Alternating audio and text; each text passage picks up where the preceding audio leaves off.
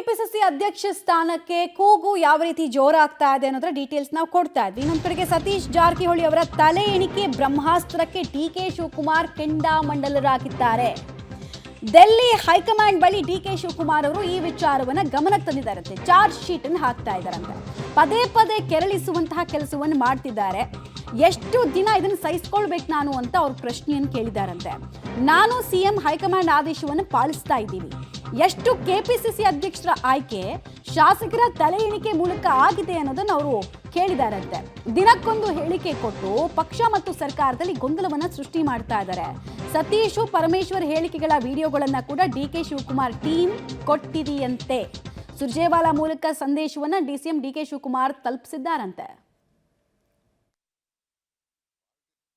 ಭೇಟಿಯಾಗ ರಾತ್ರಿ ಭೇಟಿಯಾಗಿದ್ರು. ಅವ್ರಿಗೆ ಪಕ್ಷದ ಬಗ್ಗೆ ಆಗೋಗಳು ಸಂಘಟನೆ ಬಗ್ಗೆ ಚರ್ಚೆ ಮಾಡಿದ್ರು. ಜೊತೆ ವಿಶೇಷವಾಗಿ ಸಂಘಟನೆ ಅಂದರೆ 28ರ ಸಂಘಟನೆ 28 ಚುನಾವಣೆ ಗೆಲ್ಲಬೇಕಲ್ಲ, ಅದ್ರ ಬಗ್ಗೆ ಪಕ್ಷ ಗೆಲ್ಲಬೇಕು, ಯಾವ ಹೋಗ್ಬೇಕು ಮಾಡೋಂಗಿದ್ರೆ ಆದಷ್ಟು ಬೇಗ ಹೊಸ ಅಧ್ಯಕ್ಷನ ಇಲ್ಲ ಇದ್ದವ್ರು ಮುಂದುವರಿಸಿ, ಇಲ್ಲ ಹೊಸ ಮಾಡೋಂಗಿದ್ರೆ ಬೇಗ ಮಾಡಿ. ಗೊಂದಲ ಇದೆ, ಅದು ಬರೀ ಚರ್ಚೆ ಅದೇ ಆಗ್ತಾಯಿದೆ.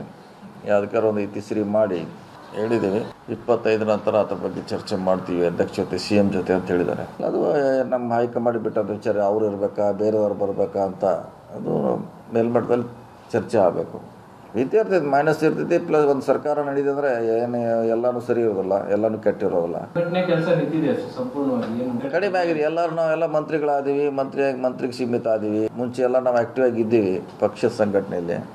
ಮಂತ್ರಿ ಆದಮೇಲೆ ಇಲಾಖೆ ಕೆಲಸ ಒತ್ತಡ ಅದು ಸೊ ಎಲ್ಲರೂ ಬಿಜಿ ಆಗಿಬಿಟ್ಟಿದ್ವಿ. ಮತ್ತು ಹಿಂದೆ ಹೆಂಗೆ 23ರಲ್ಲಿ ನಮ್ದು ಏನೋ ಸ್ಪೀಡ್ ಇತ್ತು ಆದಿಲ್ಲ ಅನ್ನೋದು ಅಷ್ಟೇ ವಾದ. ನಮ್ಮ ಹಾಗೆ ಬೇರೆಬೇಕು. 23 ಬಿಫೋರ್ ಎಲೆಕ್ಷನ್ ನಮ್ಮಲ್ಲಿ ಚುನಾವಣೆ ಆದಮ್ಯಾಗ ಪಾರ್ಲಿಮೆಂಟ್ ಆದಮೇಲೆ ಬಿಟ್ಟು ಕೊಡಬೇಕಂತ ಒಂದು ಹೈಕಮಾಂಡ್ ಕ್ಲಿಯರಾಗಿ ಹೇಳಬೇಕಲ್ಲ. ಯಾಕಂದರೆ ಅವ್ರದ್ದೇ ಒಂದು ನೋಟ್ ಇದೆ, MP ಎಲೆಕ್ಷನ್ ಆದಮೇಲೆ ಚೇಂಜ್ ಮಾಡಿದೆ ಅಂತ. ಅದೇ ಗೊಂದಲ ಸರ್ ಅಷ್ಟೇ ಅದು. ಯಾಕಂದ್ರೆ ಆಲ್ರೆಡಿ ಆಗಿ ಎಲೆಕ್ಷನ್ ಎಷ್ಟು 6 ಮಂತ್ ಆಯ್ತು ಈಗ.